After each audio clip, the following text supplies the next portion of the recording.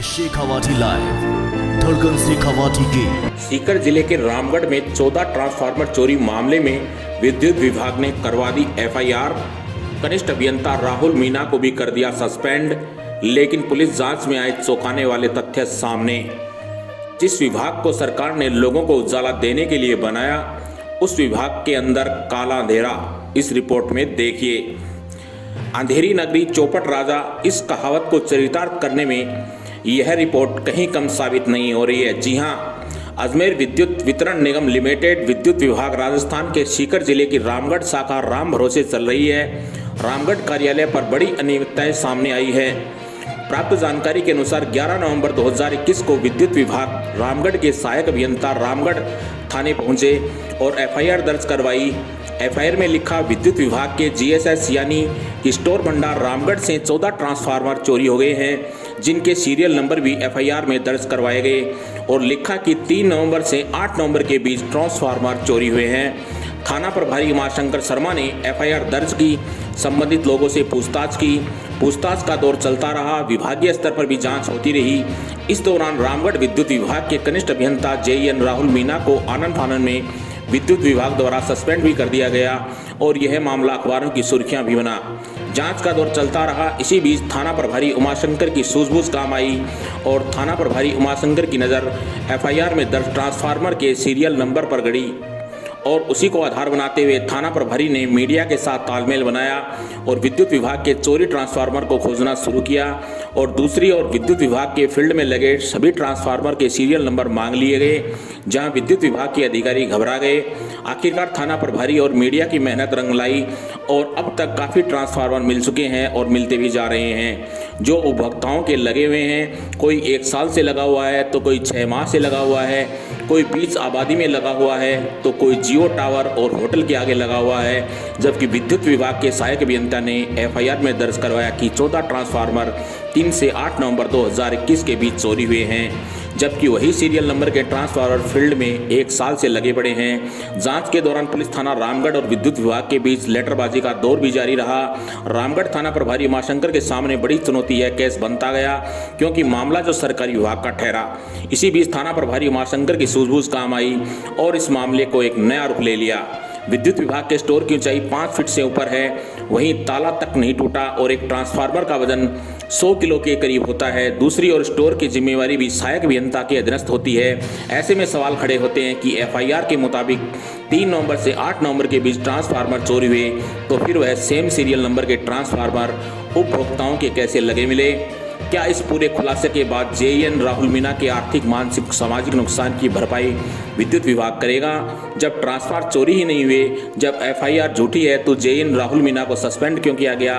जबकि जेईएन राहुल मीणा ग्रामीण जेईएन था और यह मामला सिटी का है। जब स्टोर की जिम्मेवारी सहायक अभियंता के अधीनस्थ होती है, तो फिर कनिष्ठ अभियंता को सस्पेंड क्यों किया गया? जब दीवार की ऊंचाई 5 फीट है, ताला टूटा ही नहीं था, एक ट्रांसफार्मर का वजन 100 किलो के करीब था, तो एक साथ गायब कैसे हुए इतने ट्रांसफार्मर? कहीं इस पूरे मामले में सहायक अभियंता पर बड़ा दबाव डालकर एफआईआर तो दर्ज नहीं करवाई गई, ये भी एक बड़ा सवाल है। शेखावाटी लाइव के लिए फतेहपुर से बाबूलाल सैनी की रिपोर्ट। दिनांक 11/11/21 को एएन रामगढ़ ने एफआईआर दर्ज करवाई थी कि जीएसएस रामगढ़ से 14 ट्रांसफर चोरी हो गए, जिसके संबंध में एफआईआर दर्ज कर पुलिस ने अनुसंधान किया। ट्रांसफार्मरों के लिस्ट मांगी गई। इन हिसाब से इलाके में जितने भी ट्रांसफार्मर है उनकी लिस्ट, लोकेशन मांगी गई, उनकी तफ्तीश की गई।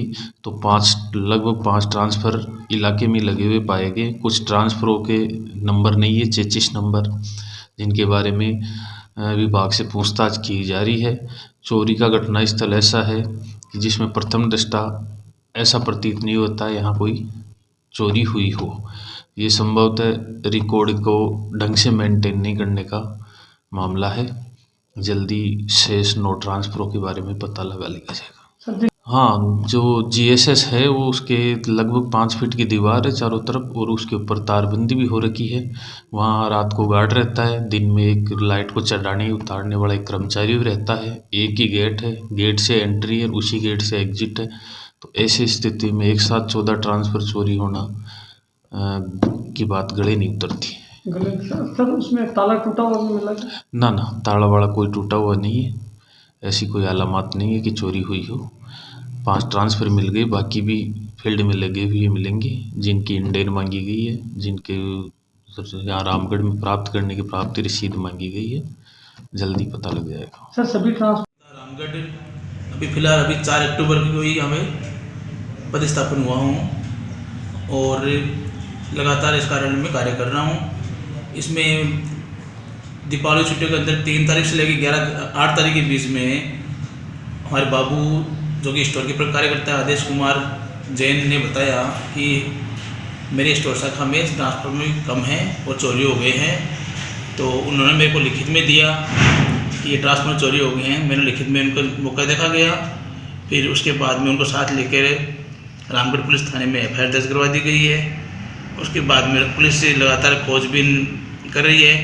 हम भी मौके पर जाकर इसकी जांच कर रहे हैं। सभी लाइनमैनों से लिखित में ले रहे कि आपके क्षेत्र में कितने ट्रांसफर लगे हुए हैं, उनके सीरियल नंबर ले रहे हैं, फ़ोटो ले रहे हैं। जहाँ भी संदेह है उसकी पूरी जांच कर रहे हैं। यदि ट्रांसफ़र में भी बिना इंडेन के लेके गए हुए हैं तो उनकी जांच कर रहे हैं, या बाबू ने कोई गलती कर दी है तो उसकी जांच कर रहे हैं। पूरी जांच के बाद में ही बताया जा सकता है कि चोरी का खुलासा कि कब तक होगा। ये पूरी कोशिश जारी है। थाने वाले जांच अपने स्तर पर कर रहे हैं, हम भी हमारे स्तर पर जांच कर रहे हैं। हमारे निगम से लगातार संपर्क है, निगम वाले जो डायरेक्शन दे रहे हैं उसके अनुसार जांच कर रहे हैं।